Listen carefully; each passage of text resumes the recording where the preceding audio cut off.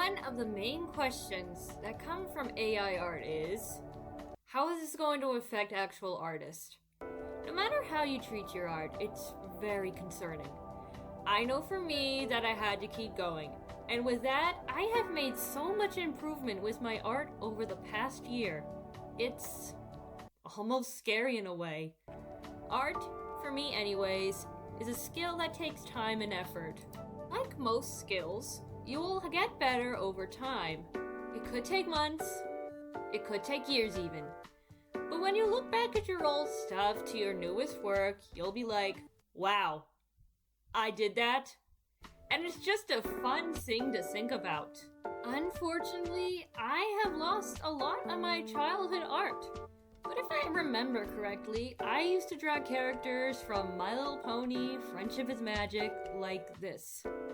We all start out bad and kinda cringy even, but every butterfly begins as a caterpillar.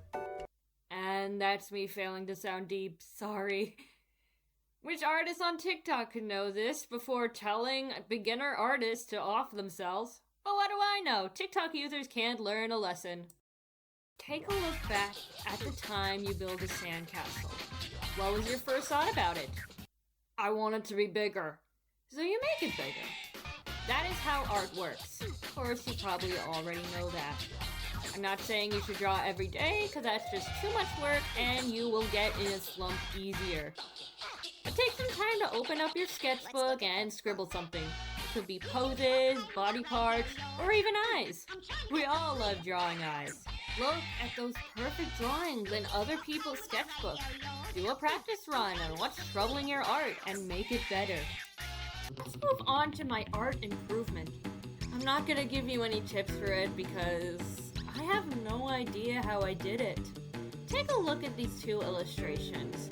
One is from January and the other is from December. Yeah, you can see a lot of improvements, but one thing I improved on is posing my characters. I used to suck at dynamic posing. I knew of the line of action, but I didn't know how to put it in my art, so I just stuck to half-body drawings. Of course, I learned how to do it correctly, so even when my characters are standing still, it looks alive. Yes, I even improved on shading. The way I shaded in January of last year looked muddy, but it looked a lot better now.